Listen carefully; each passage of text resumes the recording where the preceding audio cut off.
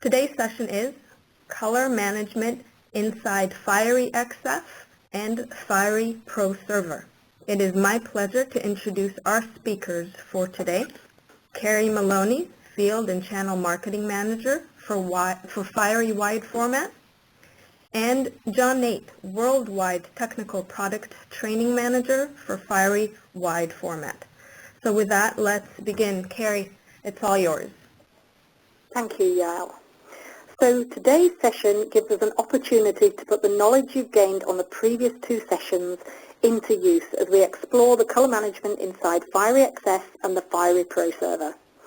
An in-depth understanding of RIP, or digital front-end level color management, will ensure the best possible color results in the least amount of time.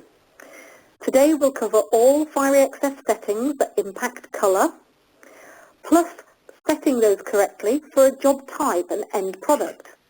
We'll also give information on linearizing, profiling, optimizing, and working with spot colors, all specific to Fiery XF and Fiery proServer. We'd like to take a quick poll at this stage to see which Fiery RIP and digital front ends you currently use and for what application. You should now see two questions on your screen. You can choose more than one option for the first question. We'll give you a moment to complete these. Okay, thank you. I'll now pass you over to John Nate to take you through the color management inside Fiery XF and the Fiery proServer. Thank you very much, Carrie, and welcome everybody to today's session. The topics I'll be covering today are traditional color management options. Now, these are options you might be familiar with if you work in programs such as the Adobe Creative Cloud Suite or Corel Draw. And I'm going to specifically detail which of these relate more to a proofing type environment and which lend themselves to a production type environment. I will cover how we do calibration and profiling, kind of a 10,000-foot view of the calibration and profiling procedures within Fiery XF and Fiery proServer, how we go about adjusting color if we don't like the results or we want to modify the results, what tools are there, and there are quite a number of them within the program. I will cover how we handle spot colors within the program. Also cover a little bit of G7. A lot of buzz in the last few years actually about G7, and people are regularly asking, well, can I do G7 with Fiery XF and Fiery proServer? And the answer is yes, and I will cover that in a little bit of detail, as well as verification. We do all this, and how are we able to prove that we have the results that we want? We'll start, however, with traditional color management options, and specifically proofing versus production options. I'm going to spend most of my time on the right-hand panel on the color section of the System Manager. So any of you that are not familiar with Fiery XF or Fiery proServer, this is the main screen where you set up all of the options. Okay? The options are set but can be overruled on a per-job basis. But let's take a look at what options we have, starting with the color management panel. All right, on the color management panel, we have a list of profiles, rendering intents, and some additional options. Now, the first option I want to point out is this little checkbox up here in the right-hand corner. If I click that, I have turned color management off. Notice everything is grayed out. If you turn color management off, the calibration file in Fiery XF and Fiery proServer, we call this the .epl file for EFI paper linearization. That file will still be used. That controls things such as per channel ink limits, total ink limits, etc. That is always used within Fiery XF. So even with color management off, that just simply means that color profiles are not being used. Okay, I'll turn that back on. And now we have the full options available for use. Now, starting from the top of the panel, we have Use Embedded Profiles if available. And if I turn that on, that is really normally used in a production environment. Okay? In a production environment, you may want to honor the profiles that your users or your artists have embedded in the individual elements or the PDF files. The caveat would be that you trust that the users have correctly created the files and that they have embedded the correct profiles that they want to use rather than just possibly using defaults. Now, in a proofing workflow, this is almost always turned off. In a proofing workflow, we want to override the profiles that are embedded in a document because there may be mixed media. You might have different profiles. For instance, a swap profile assigned to one image in a PDF file and an ISO-coded assigned to another image. Well, in most pre-press situations, those jobs are simply going to be plated and printed. They don't get converted. So we want to make sure we don't honor those embedded profiles because we would then convert them in our proofing workflow, which then would not look the same as what we're getting off press. So on a proofing workflow, use embedded profiles, if available, normally is turned off. Now, the profiles we have for use are the standard profiles. Under the RGB setup, we've got the standard Adobe RGB, we've got ProPhoto sRGB, the European Color Initiative profiles, etc. Now, if you have special profiles, RGB profiles that you want to use, Fiery XF and Fiery ProServer will honor those. If they are standard, plain old vanilla ICC profiles, if you drop them into the reference profiles folder, a short time later, they will show up in the proper drop-down list. And Fiery XF and ProServer are smart enough to take a look at the header of the profiles and know whether to display them on the RGB drop-down list, the CMYK, Grayscale, or multicolor. So they're available in the proper drop-down list. You don't have to worry about that. Under the CMYK setup, we have the swap and grackle, both the older 2006 standard and the 2013 standards. We've got profiles from ISO, from FOGRA. Also, the new CGATS print conditions 1 through 7 are all available for use. We include 3 grayscale profiles in Fiery XF and ProServer. Again, grayscale profiles aren't often used, and it's one area that can cause users some problem, especially if they go to try to edit the profile to modify the color. We've gotten calls from users that have said, well, I'm processing some gray images, some grayscale images, and I went to modify to edit my grayscale ICC profile, and it's not making any difference. What's going on? What's wrong? Well, the problem is that often grayscale images are not true grayscale, but they're actually black, and they look at the CMYK profile to determine how to build the black channel, how to build that look of that image. So grayscale profiles not very often used because most users, frankly, don't create true grayscale images. Under multicolor, well, we don't include any. There's so much variation in the world of multicolor profiling. Multicolor profiles are profiles that are beyond CMYK. The most common is the hexachrome profile from Pantone, which is CMYK orange and green. But even there, press operators will run their orange and green possibly a little differently, and it doesn't really compare truly to the hexachrome profile. So in most cases, anyone doing multicolor is building their own multicolor profiles. And if you build a multicolor profile, drop it in, we will honor that. Okay, so we've got these profiles available, and then we have to look at rendering intents. Now, rendering intents are the same, whether they're for RGB, CMYK, grayscale, or multicolor. We've got the standard perceptual, saturation, relative colorimetric, and absolute colorimetric. We also have absolute and relative with black point compensation. I'll get to that in just a second. We also have perceptual absolute. Perceptual absolute was developed really for a specific customer that wanted to have a little different look for their RGB images, converting RGB to CMYK.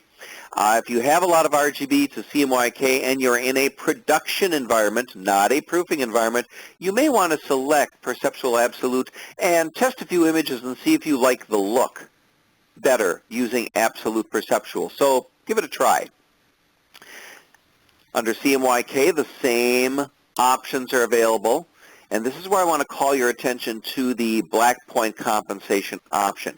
If you select relative colorimetric with black point compensation, this would only be selected for a production workflow, never for a proofing workflow. This is what happens. In the process of a file being converted using black point compensation is going to help retain additional shadow detail. Here I have an image in Photoshop, and in Photoshop, under the proof conditions, you can also turn on this little checkbox here for black point compensation. Here it's turned off, here it's turned on, and hopefully you are all watching this presentation on color-accurate profiled calibrated monitors and can see that I'm holding much more shadow detail in the bellows of this camera and in this dark blue towel. Now, I say this would only be used for a production workflow because the RIPs that drive plate setters, image setters, digital presses, etc., pretty much do not have black point compensation available. So if you made a proof with black point compensation, you're going to show a lot more shadow detail than you'll see on the press run, and you're going to have a press operator and a customer when they go to press check that's not going to be very pleased with you. So make sure you don't select black point compensation for a proofing workflow, but only for a production workflow. Now, a lot of people are confused about, well, which rendering intent do I want to use? Do I want to use relative? Do I want to use perceptual? And we've added a feature, this is exclusive to FireEXF, called Use Dynamic Rendering Intent. And Dynamic Rendering Intent takes this choice off of your shoulders. This would only ever be used for a production workflow. But here's what happens. Let's say that this color gamut, now if you're not sure of these terms I'm using, color gamut, feel free to go back to take a look at the first presentation that's recorded on the fundamentals of color management. They're up on the World of Fiery webinar website. Take a look at those, and we cover a lot of the terms here that are also discussing in this presentation. So this is the gamut of my source. This is the gamut of my destination, say my inkjet printer. The color management modules, the CMM, the engine that actually does the conversion, let's say this is RGB and this is CMYK. To go from RGB to CMYK, well, they're not very intelligent. And they just take a look at the entire color space that's available. But what happens if this is the situation? I've actually plotted an image into this color space array. And as you can see, my original image, although it is within my RGB color space, it actually has a fairly small gamut. It's basically a product shot on gray seamless. And there's a lot of pastels, but boy, there's not much in the way of vivid colors here. Most users would select perceptual for the rendering intent because, hey, I'm going from a very large RGB space to a much smaller CMYK space, and I want to make sure I don't get banding or clipping of my saturated colors. Well, as you can see, you don't have any saturated colors. So you would want to use relative colorimetric in this case to throw away as little color as possible. Well, what about this image? Here you can see I certainly have colors that are much more saturated. So here we would want to use perceptual because we would not want to clip the colors by using colorimetric. So perceptual, you can overcompress the colors. Colorimetric, you can clip colors. Well, gee, which one to choose? Well, the dynamic rendering intent will take a look at the image and see if it actually fits within the destination space and select between relative colorimetric if it fits within the color space, and perceptual if it goes beyond. It's actually fairly intelligent. If this were the only pixel that were out of gamut, it would not use perceptual because the algorithm understands, hey, it's impossible to band a pixel. You can't band a pixel. You have to have a group of pixels clustered together that will suddenly become the same color to show this posterization. So it's a very, very intelligent algorithm to decide which rendering intent to use. This is the result of really kind of doing it yourself. I have an image here that's very, very saturated, but really only a few pixels were outside the gamut of my destination device. And if I automatically selected perceptual, well, I overcompressed. I threw away additional color. I've kind of gone a little overboard here on showing you an example just to make sure you understand what's going on here. But if I use perceptual, I can throw away color that maybe I'm able to hold on my output device. So I would rather want to use colorimetric and hold this color. So dynamic rendering intent will make that decision for you. So give it a try if you are in a production workflow. We also have a simulation area on our color management panel.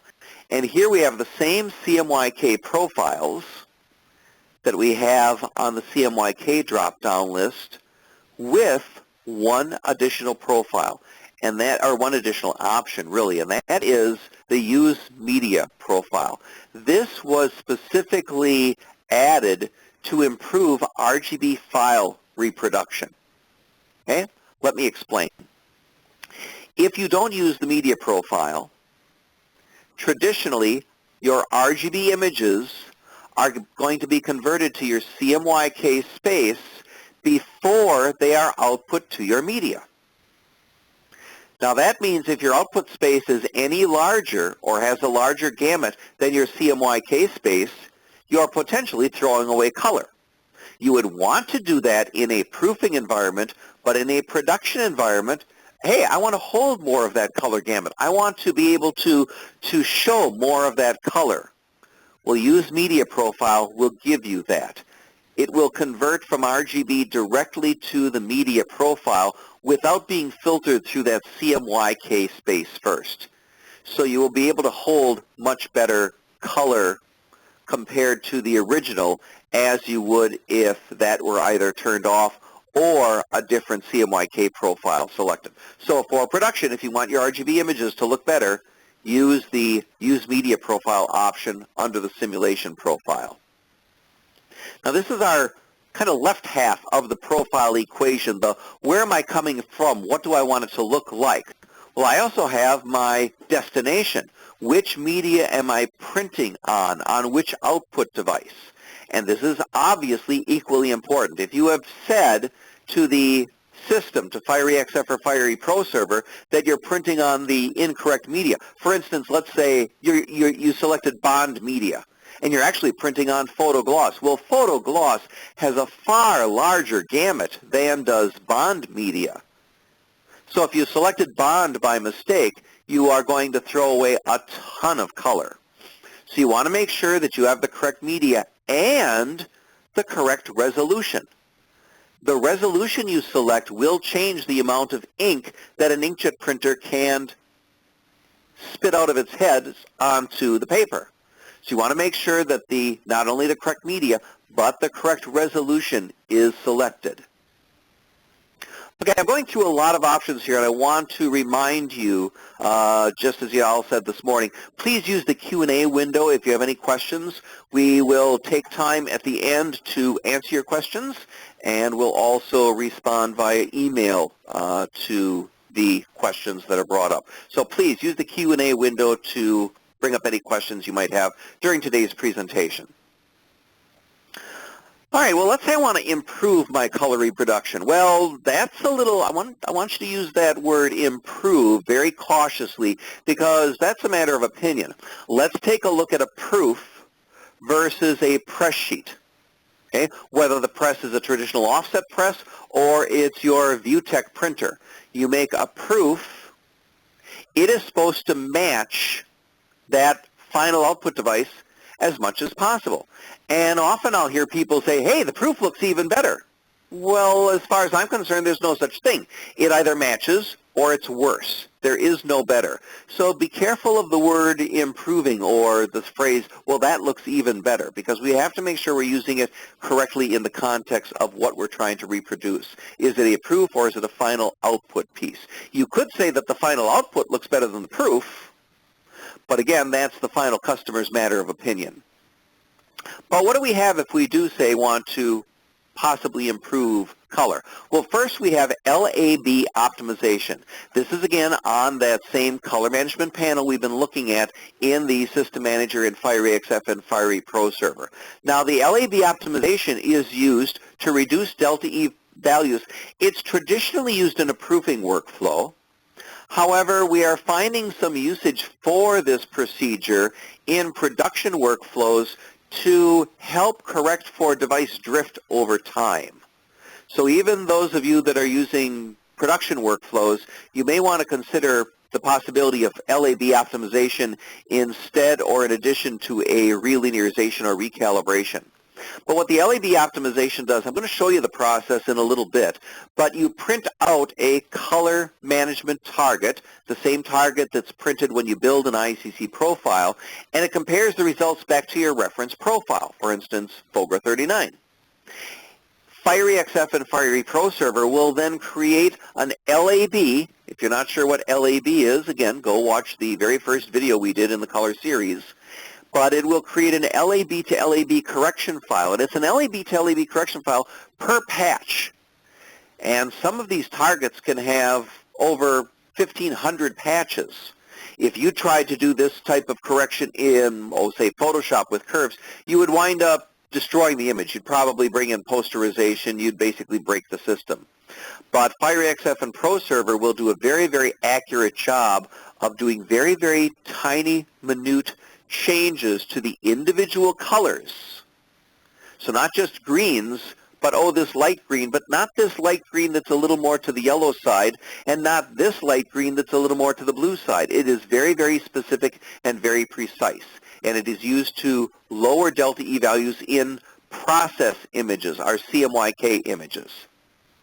We also have spot color optimization. We can optimize one, several, or an entire spot color library.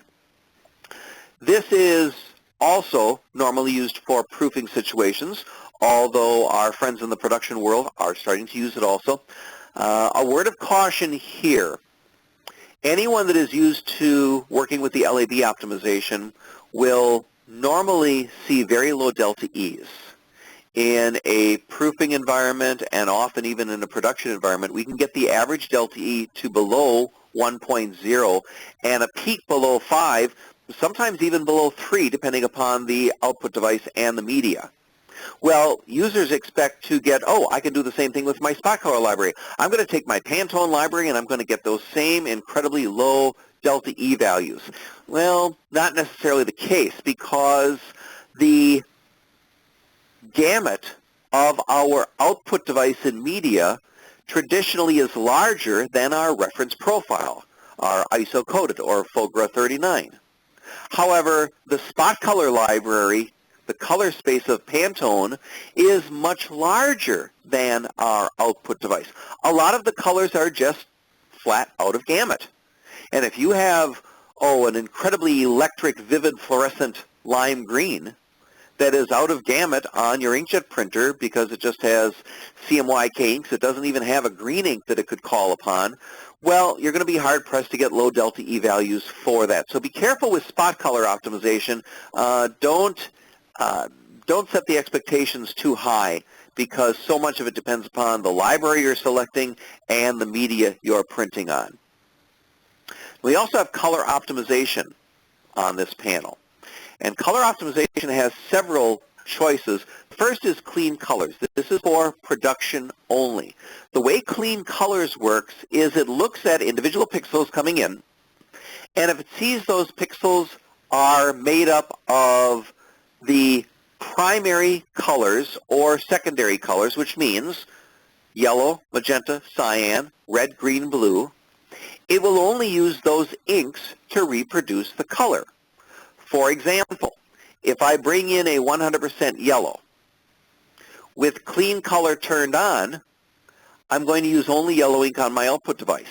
If I have it turned off, it's going to look at the reference or source profile, for instance, ISO uncoded, and it's going to try to simulate what yellow looked like on a press run to ISO uncoded standards. And I'm going to have this secondary or contaminant color, some magenta, maybe even some cyan, maybe even some black, maybe all four.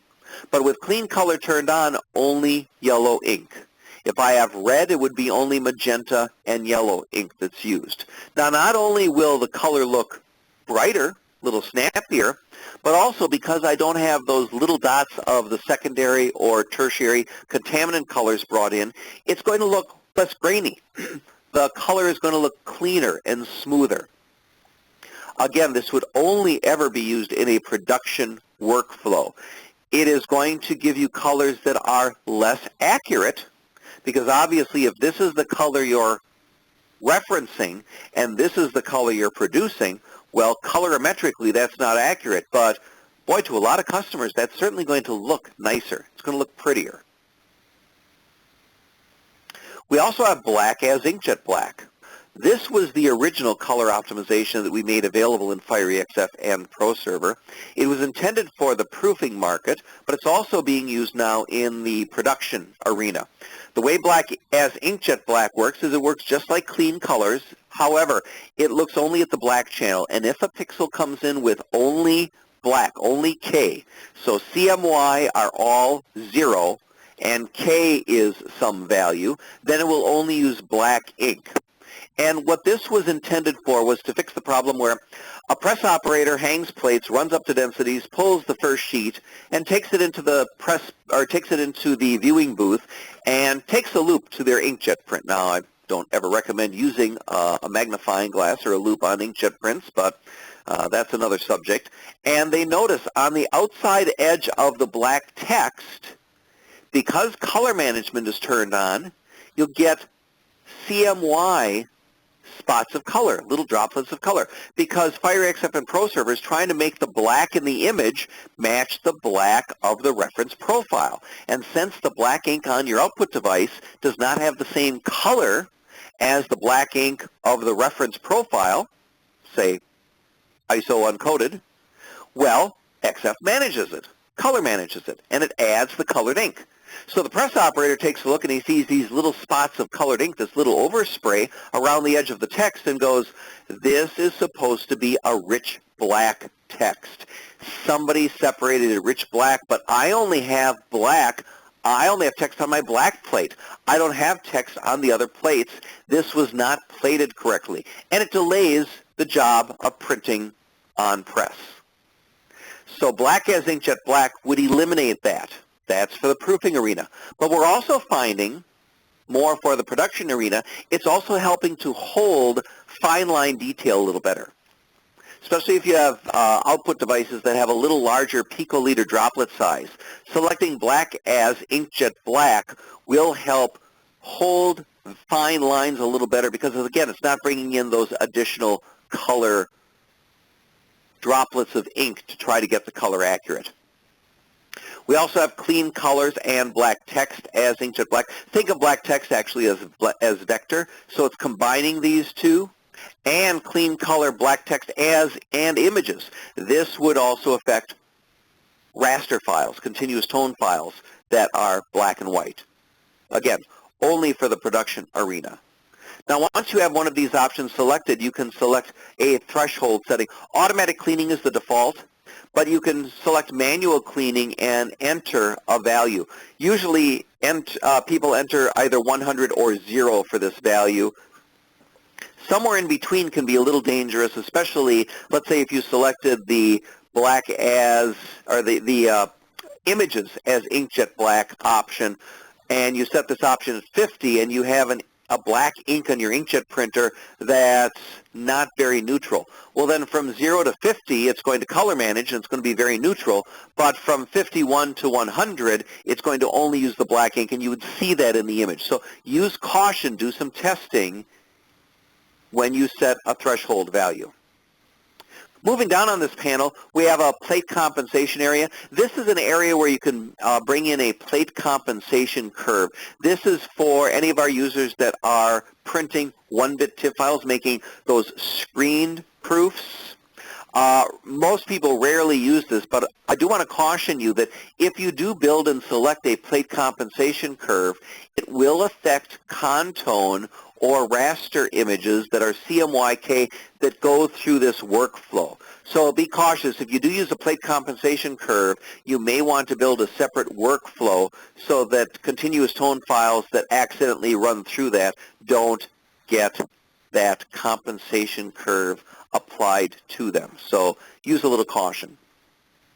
Light adaptation is a fairly new option that we have in FireXF and ProServer, only used in the production market. In the proofing market, we normally leave this at D50. That is the default, okay? But we have a lot of other options that we can select.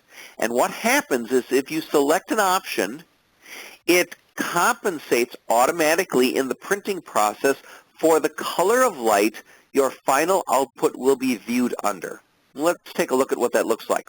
Here I have an image that was printed D50. This is what the image should look like. If I set my light adaptation to incandescent, well, incandescent is a very warm color. So I'm going to get output that's very cool. It's going to run blue cyan in the output. Store lighting, on the other hand, can be somewhat on the cool side, those cool fluorescents that we see. So we'd want to have a warmer image.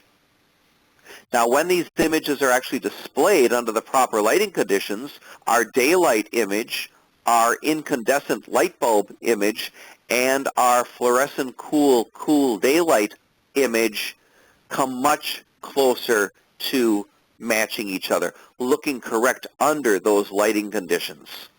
Okay? So a very, very handy feature, and we can even take it one step further. You could take your ES2000 to the location where the final display is going to be mounted, and you could measure the light, and you could come up with a custom LAB value for that lighting condition. You could record the LAB value of the lighting condition using the ambient light head, come back to your shop, fill in the blanks here, the LAB values that you got from your ES2000, and customize the output specifically to those lights in that area. So kind of a fun thing to play around with. All right, spot color handling. How do we work with spot colors? Well, first off, the input handling. We have three options: automatic, which is the default, force CMYK, and force multicolor. Remember, the multicolor are the profiles that have colors in addition to cyan, magenta, yellow, black. Might be orange, green. So why would we select one over the other? Well, imagine you had a file just like that was brought in, cyan, magenta, yellow, black, orange, and green. This could be one of two types of files. It could be a file that was separated using a multi-channel profile. An ICC profile that was built using cyan, magenta, yellow, black, orange, and green inks from a press run was used to separate the original image. However, it could also be a CMYK image, a standard CMYK image, with two additional colors that are actually spot colors. This should look different than should this. And using that spot color input, you can force one or the other. Normally, FireXF or ProServer can figure this out on its own. But if you want to make sure and you're using multi-channel profiles, you may want to set the force multi-channel for that drop-down. And if you know you're not using multi-channel and you want to make sure that FireXF or ProServer looks at the spot color library to find the color specification for any additional colors, then select the force CMYK. Otherwise, automatic is usually a good choice. Now we can have multiple spot color libraries. Spot color libraries are specific to the workflow the jobs are being processed through. And we can have many, many different spot color libraries. These would be spot colors that have additional custom colors added to them. For instance, Coca-Cola Red, or my favorite yellow, or EFI Blue. These colors could be added as custom colors to the spot color library. But you might also want to modify the colors that are already in your spot color library. For instance, a specific Pantone color that just doesn't look the way the customer wants it to look. Your customer goes and grabs her Pantone book off the south-facing window, and it's the Pantone book that her grandfather left her in his will, and she looks at it and goes, gee, that Pantone 200 doesn't look anything like what it looks like in my book. Well, you could go in and you could modify the spot color library, and you could modify the individual colors to match what that customer wants. It might be because they're printing on a different media. It might be because they have a different, an older version of the Pantone book, but you could come up with custom values.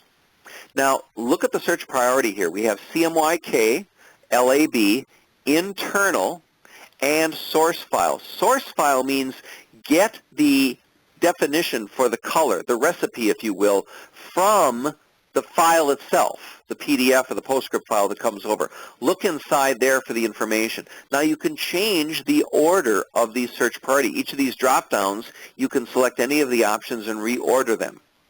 And these two together work to give you the color that you're going to want. Let's take a look. This is the interface of the color editor in Fiery XF and Fiery proServer. And I have a Pantone Red 032 coded color. Note that's an internal color. Going back to our library search priority, that would be this value. But I've duplicated the color, and I've also specified it as an LAB value that is green. I've also specified it as a CMYK blend that's a darker purple. Now, obviously, in a normal situation, you would have very subtle changes if you're specifying a color as LAB versus CMYK versus the internal. I exaggerated here because I want to make sure that you understand what's happening here. So I have my internal color that's red, my LAB value that's green, my CMYK value that's purple. Well, if I look at the search priority right now, it's set to CMYK, which means if a document comes through with Pantone Red 032 coded as a spot color channel, it's actually going to be reproduced as purple, not that red. If I change the search priority, I can force it to be the green, or I can force it to be the red. So that's where that search priority comes in, is which value do you want. And it's caused people some problems because they go into the library and they make an edit to the CMY, or an edit to the LAB value, let's say, and save it. Well, but CMYK is listed first, and it found the CMYK values, not the LAB. So they keep going in and editing the LAB values, but it's never called for. They have to make sure the LAB then is first in the search priority. At the top of that same color management panel, we have a color adjustments panel.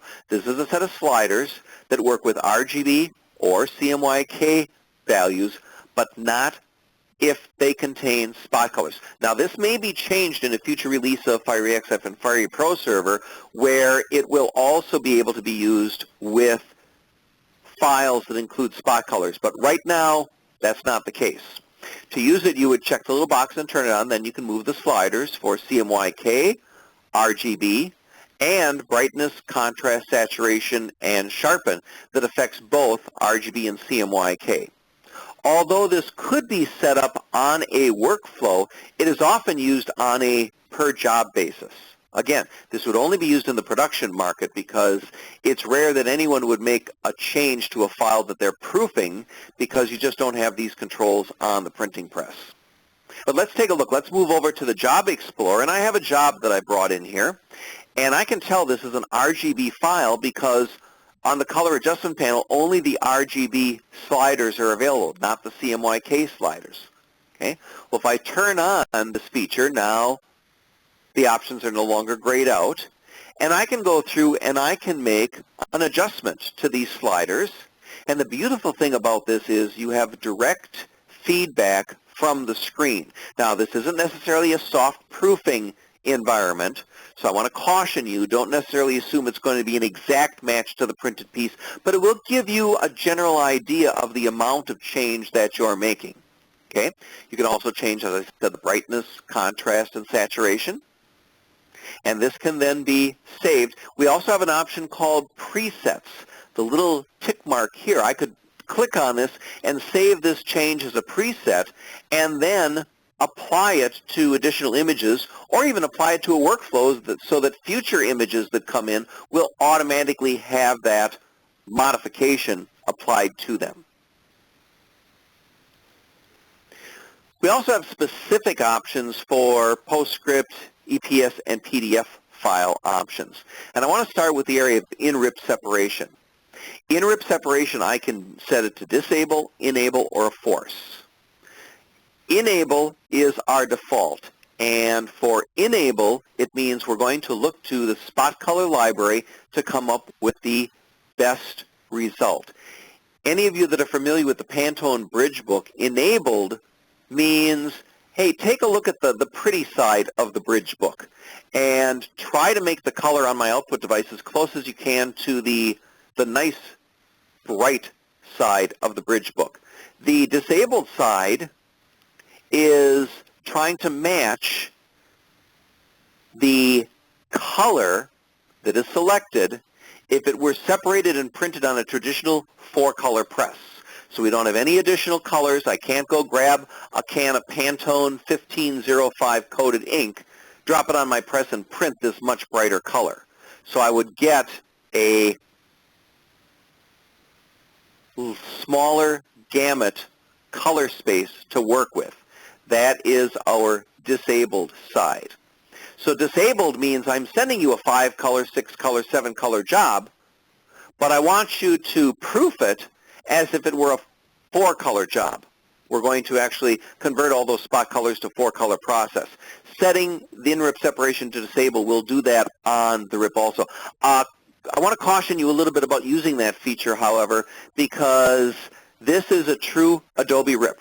We use the Adobe PostScript and PDF engines, and your plate setter RIP might use something different. You might use a Harlequin RIP, for example, which might convert from spot color to process a little differently.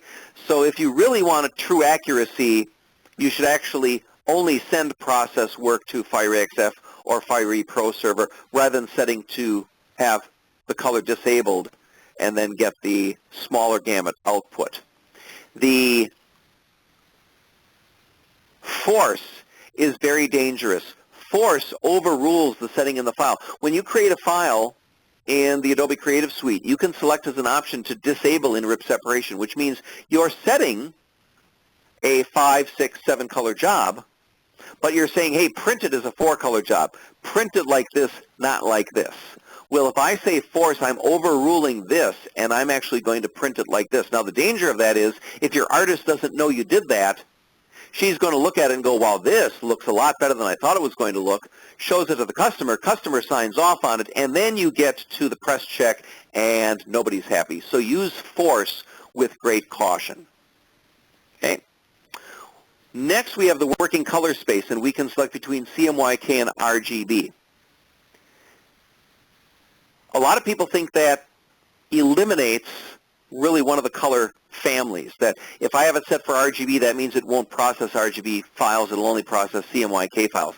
Not the case. What it means is if you select the RGB option, it's going to convert all the CMYK files to RGB before it outputs them. If you select CMYK, it will convert all your RGB to CMYK. It was originally intended, by sending it to RGB, to be able to hold more of the color in the RGB images. However, a far better method of doing that now is to use the media profile selection under the simulation profile, and most people will leave that working color space simply to CMYK. We also have PDF print engines and PostScript print engines. Most people will select the PDF print engine for PDF files. For PostScript files, it automatically uses the PostScript engine. And PostScript and PDF conversions are handled a little differently by the Adobe engines. If you select the PDF print engine, but you have a file that has more than 31 color channels, so that would be CMYK plus 27 spot colors. It's rare, but it can happen. Or you have cut paths available. Then FireEXF and Fire proServer automatically switches in the background from the PDF engine to the PostScript engine. And the actual conversion, the honoring of profiles, is handled a little differently. That area of discussion is quite lengthy. So what I've done is I've put together a document that shows what happens with PDF files, PostScript files, and raster or continuous tone files within FireEXF or Fire proServer workflows. As an example, this is the PDF, one of the PDF examples, and there is a gray box, and inside the gray box are 6 images. 3 are CMYK, 3 are RGB, 2 CMYK have ICC profiles embedded, 1 does not. 2 RGB files have profiles embedded, 1 does not. And then I have specific setups for the color panel of what options are selected and what boxes are checked, etc. And then it shows what happens to the file. I have numerous PDF, PostScript, raster, and even some proServer with our fast rip, which is a method that we use to greatly improve the productivity using the proServer. This document will be made available for you for download. It will come as a link in the follow-up email that we send you, I believe probably later on this week or early next week. So it's a very intense document. There's over 20 pages, great reading at bedtime. So take a look at that. That should hopefully answer some of your questions on maybe how do I want to set these. I also have recommendations for how to set these for a proofing workflow and a production workflow. All right, so how do we build all these files that we've been talking about? Well, in FireEXF and proServer, we have a color tools program. First up is visual correction. This would be used for production and proofing. It's this last option. And if you select this option, you're going to be greeted with a curve interface that any of you that have worked with Photoshop, Illustrator, and curves should feel quite at home with. You can add a point along the curve and modify that curve. You can isolate individual curves, add additional points, modify those curves. So you can make a much more fine-tuned color adjustment than you can with those color adjustment sliders. With the color adjustment sliders, you're really just adding a point at the middle and moving the curve up and down. But here we can add additional points along the curve and really, really fine-tune that. When we're done, we save it, and then on the media panel,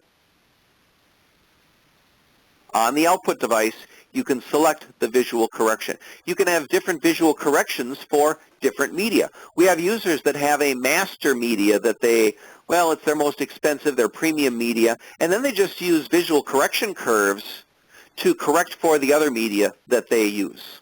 Very, very commonly used. All right, well, let's say curves aren't quite doing it for you and you actually want to do a recalibration or relinearization. We have a relinearization by measurement option. This is for production or proofing. To use this, you would simply select or load your calibration file, that EPL file that you're using, select the measurement device, and then print and measure the target that is generated. Once you measure it, FireEXF or proServer will recommend either clicking the relinearization button or the re-ink limit and relinearization button. And really you have no choices that you have to think about. You simply follow along. Whichever one it recommends, click that button, click the rest of the or print the rest of the targets that it has you print and measure, and when it's finished, it will overwrite the original calibration file, so you may want to back that guy up. But it will overwrite the original and bring your device back towards compliance, back towards the status it was in when you first built the EPL file to begin with.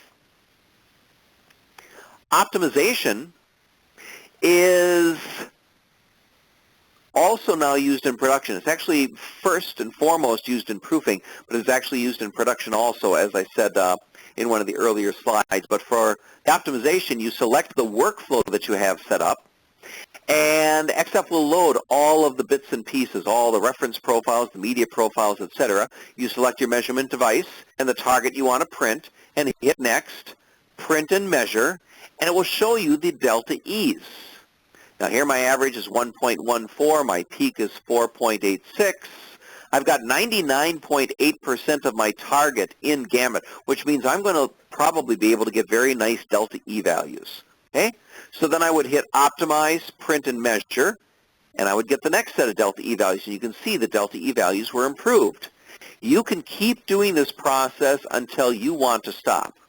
So here you can see on the third step, my second iteration, well, the average dropped very little and the peak dropped very little. So I can say, you know, I'm just fine there. I can click Finish, save the optimization file, give it a name, and then in my workflow or in that particular image on the color management panel, I can select that optimization file and we'll get improved delta E values.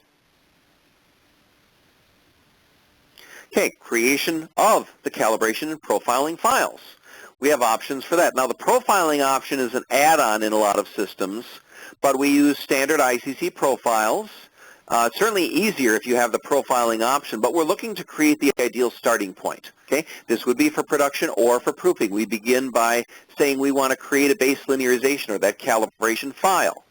Okay, we select the device, fill in the blanks, what resolution, set the variables, hit next, and then we would print and measure 4 different targets to build the calibration file. There are some advanced panels. To be honest, most people don't go in there. The math behind the scenes doing the work works very, very well. It's only for specialty media, printing on clear media, or let's say newsprint where you have to very, very critically control the amount of ink where you might go into some of the advanced features. Normally, it's just print, measure next 4 times. Now, advanced linearization has been changed in VUTE for VUTE printers starting in 6.1. So any of you VUTE users that have not upgraded to 6.1, you may want to investigate this. Give us a call. We can get you a trial copy out and take a look at it. But we have greatly reduced the number of steps for the linearization for VUTE printers. You see we have ink limit linearization and advanced ink limits. Prior to version 6.1, we had many, many more steps. They were both visual and colorimetrically based. You'd have to measure targets and visually look at them. We have greatly, greatly simplified that. So if you're running a VUTE and you aren't on 6.1, give us a call and take a look at it. Once you have the calibration file built, you'll want to create a media profile, again, for production or for proofing. Simply select the instrument, the target you want to print it, measure it, and then you get into the ICC profile settings and specifically the black controls. Now we have greatly improved the black controls since, back around XF4. Starting with version 5, we have a much more elaborate set of black generation controls. The 2 you're going to, well, 3 actually you're going to want to look at the most. Black start will be moved to the right. You'll start black ink later if you have an inkjet printer that does not have light black ink.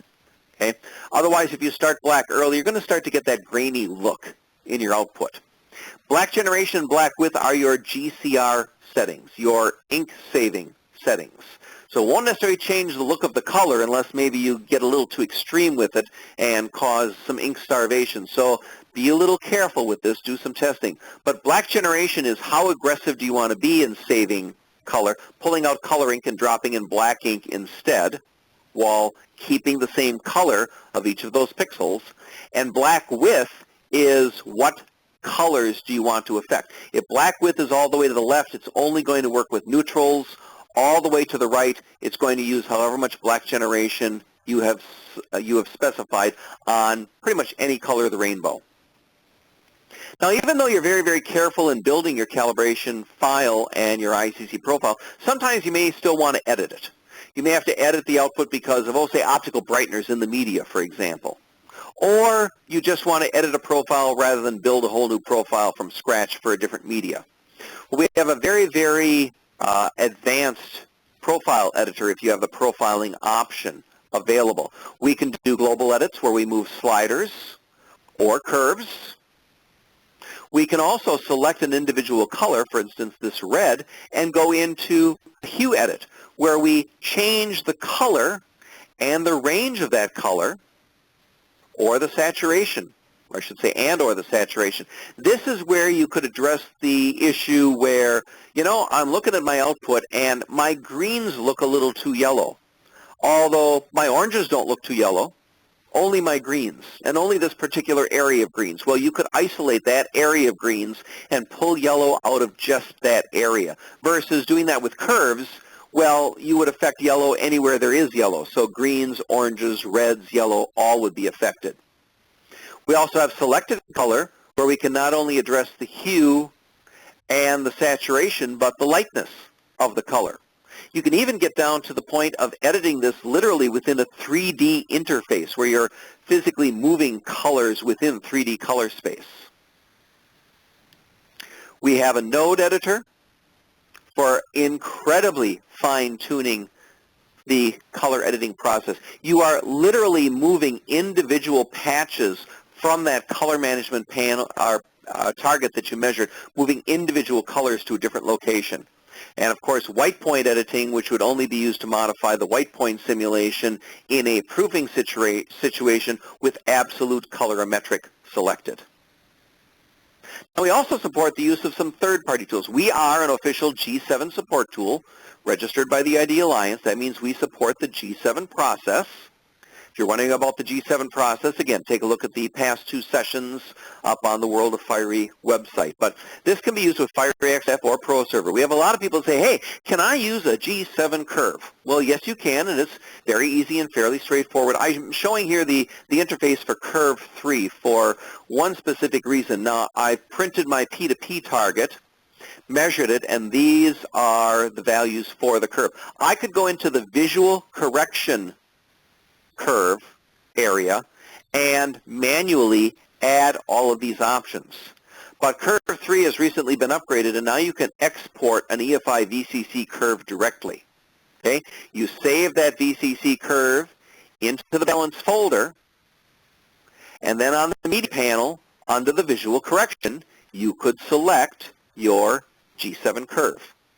So it's a very, very straightforward process for doing this. Where this has a great use is in expanded gamut printing.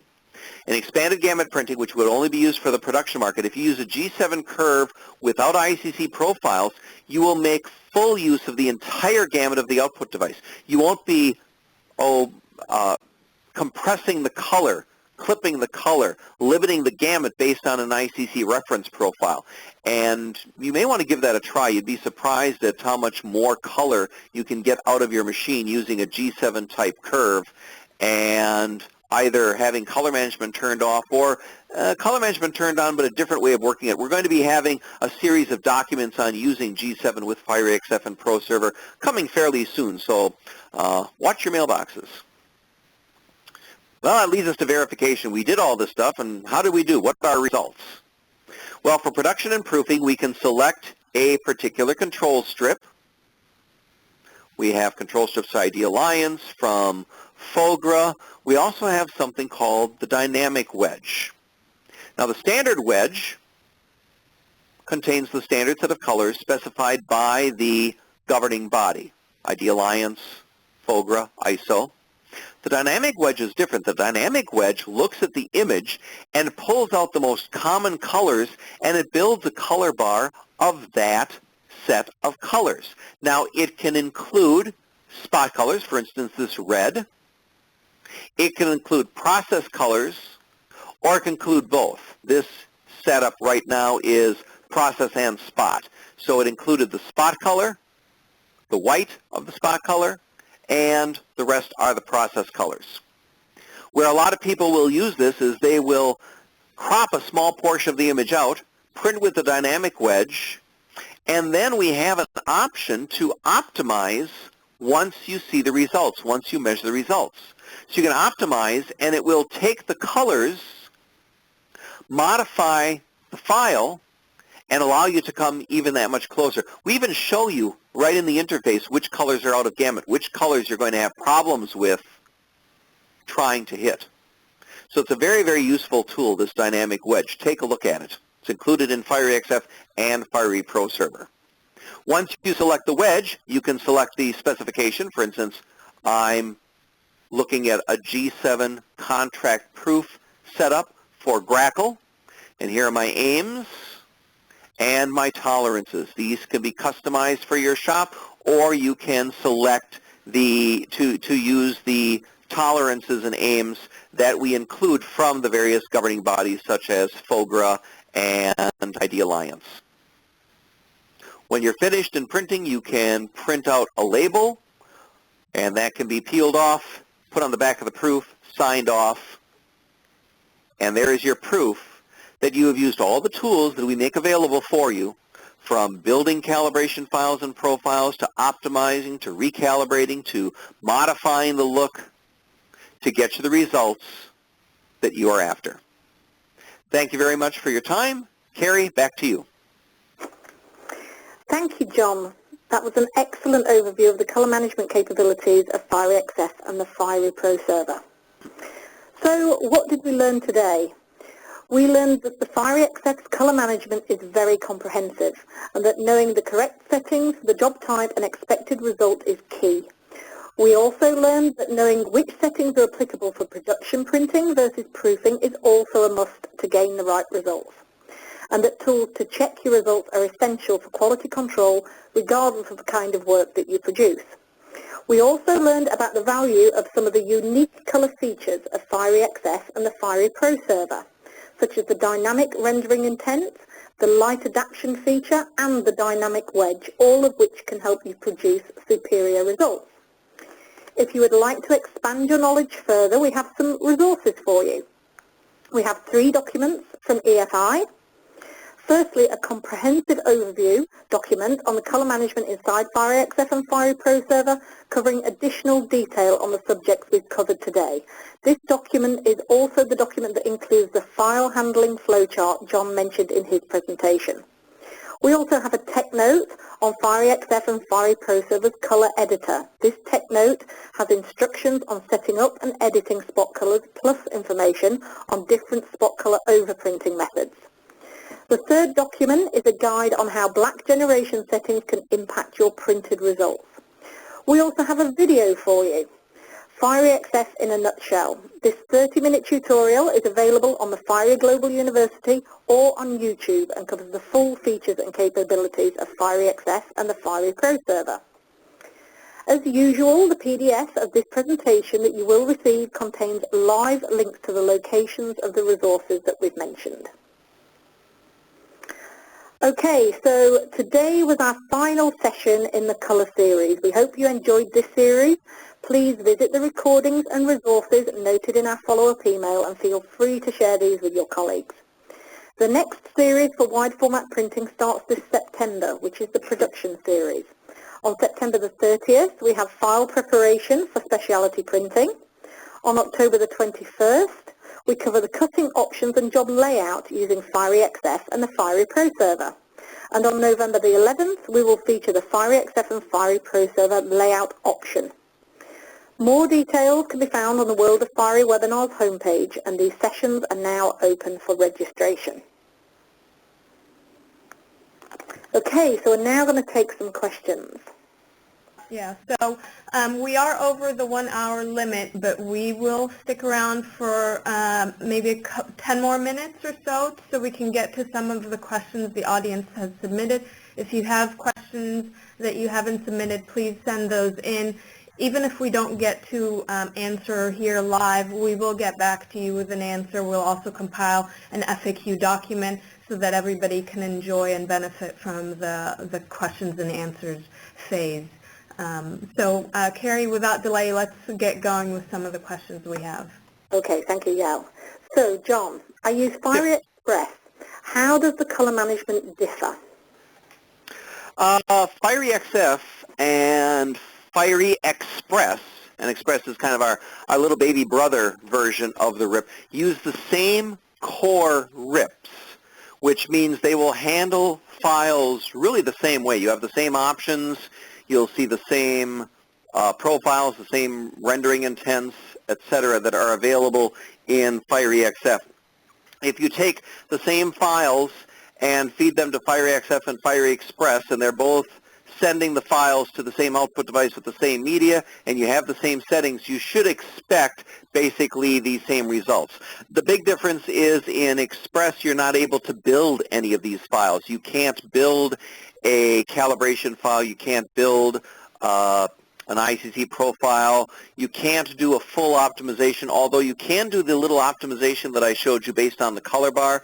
That you can also do in Express. So it has a few features that are a little more limited. However, if you use a consultant for your setup and training, they likely will have a full copy of XF, and they can build files and port them over to Express. So if you do want a custom ICC profile or custom calibration file, those can be built with XF and moved over to Express to get the same results. Thank you, John.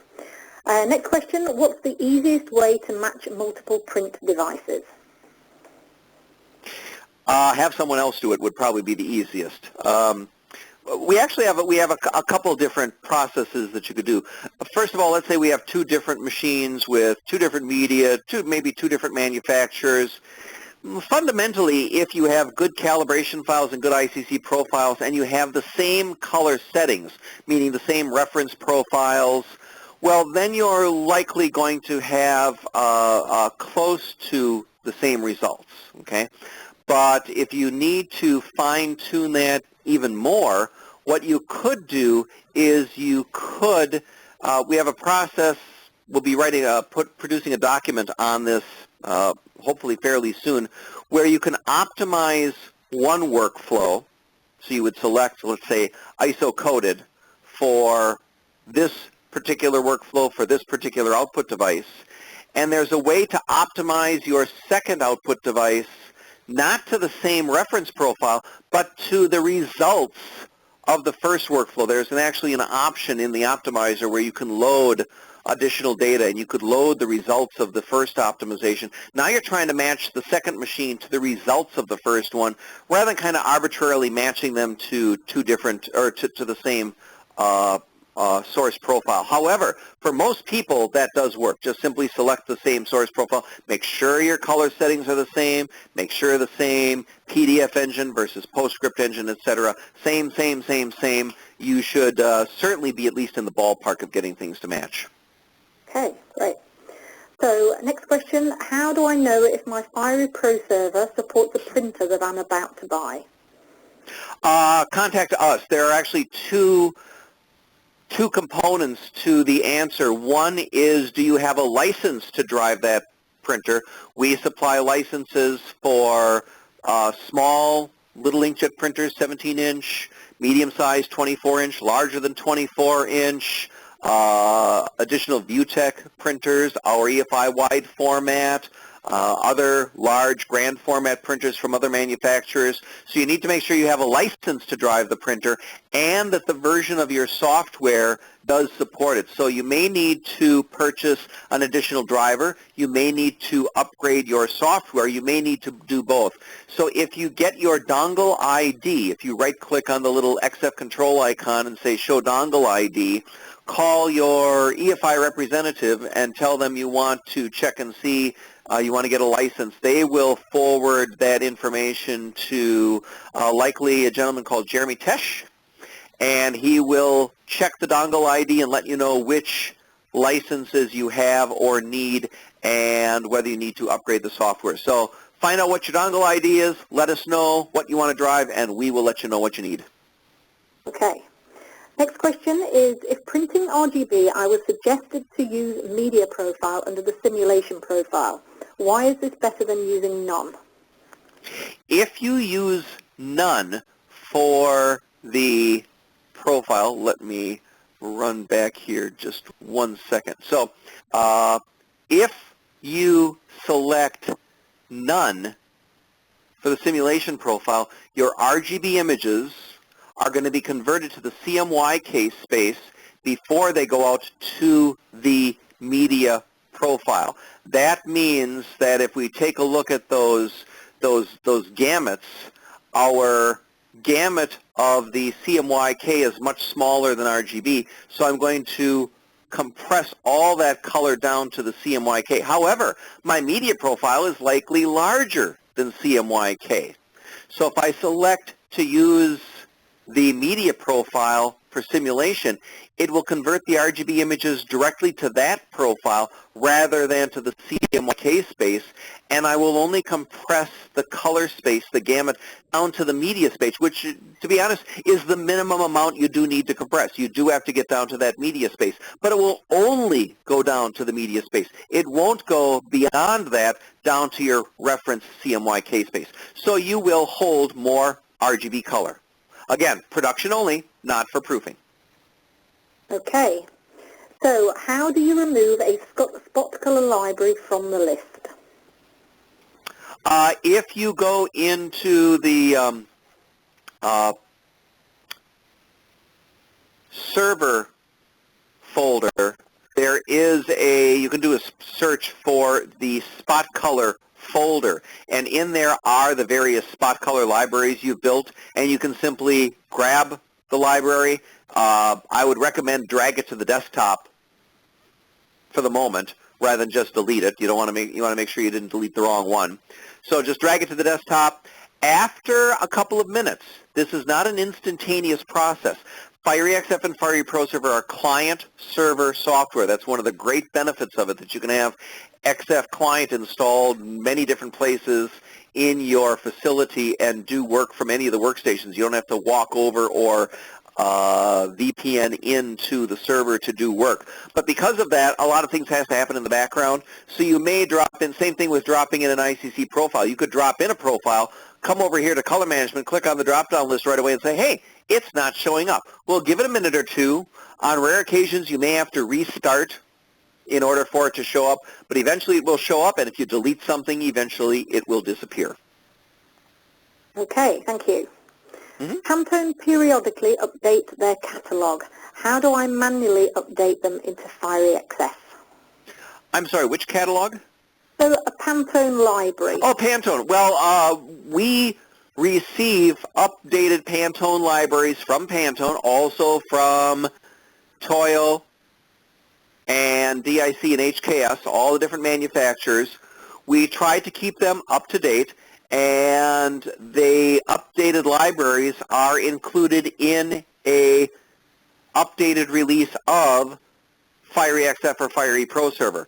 So when you update using XF Control to just update, do the online update, or install an upgrade, you will have the most current libraries we have. Now, if Pantone released a brand new set of colors today, that may be a month or two before we get those.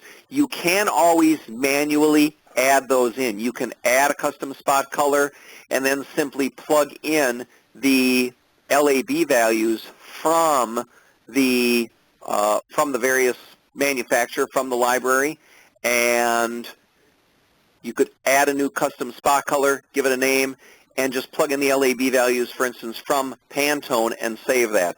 And you can use that library then until we actually are able to incorporate the official library from Pantone or any of the color library manufacturers. Okay, thank you. We have time for one more question, John. When to optimize and when to relinearize? Great question. Optimization is a much more, well, I guess we can use the term granular way of getting color as accurate as possible, where relinearization is more of a course correction, course as in course versus fine, but you can also kind of think of it as a course of a ship. So, well, I want to go north instead of east. That's a course correction. That's a big correction, but I'm going 31 degrees. I should go 32.4 degrees. Well, that's more of the optimization. That's kind of fine-tuning it. You're going to likely see Well, you get a report of delta E's with the optimization, so that can be far more important to make sure that, especially in a proofing environment. If you're doing a proofing workflow, we normally recommend optimization. Unless the optimization shows you very high delta E's to start with, then you may want to do a relinearization and a re-optimization, because it's possible your ink levels have dropped over time from the inkjet head. Optimization can't raise the ceiling of the calibration file. It can't go beyond the ink limits built in there, where a relinearization can. So a relinearization might be necessary. A lot of people in the production world, relinearization, they're looking for just attractive color, hang on the wall, looks nice, not so much repeatable that I need to get back to exactly the document I printed 6 months ago. It has to look exactly like that today. Well, that's more a feature of the optimization, not of the relinearization. So if you're looking to just kind of keep the rip roughly in line, make sure color is fairly accurate to what it has been, relinearization can work. But if you really need to fine-tune it, optimization is certainly the route to go. And one last point on that, you can use a smaller target for optimization. It's one thing people have complained about with optimization. Oh, gee, I've got my handheld, my ES2000, and that 1617 patch target. That just takes forever. I keep getting a much bigger right arm from all the exercise it gets measuring those patches. Try the 234 patch target. Much faster to read, and there are actually some benefits to using that kind of are beyond this presentation, but give the smaller target a try. All right, so obviously we have many other questions that we didn't get to, even with extending our time over. So we do apologize to you if we didn't get to your question. We will compile an FAQ document and make that available to everybody, as mentioned earlier. We will also make a link to the recording, a link to the presentation available, and all the other resources that Carrie presented earlier on towards the end of our presentation. So with that, we're here wrapping up the color series. We want to thank our audience for joining, and obviously our presenters. Thank you, John and Carrie. And you're very welcome. We look forward to seeing you and having you join us again in September. So with that, have a good day. Thanks, everybody. Thanks for coming.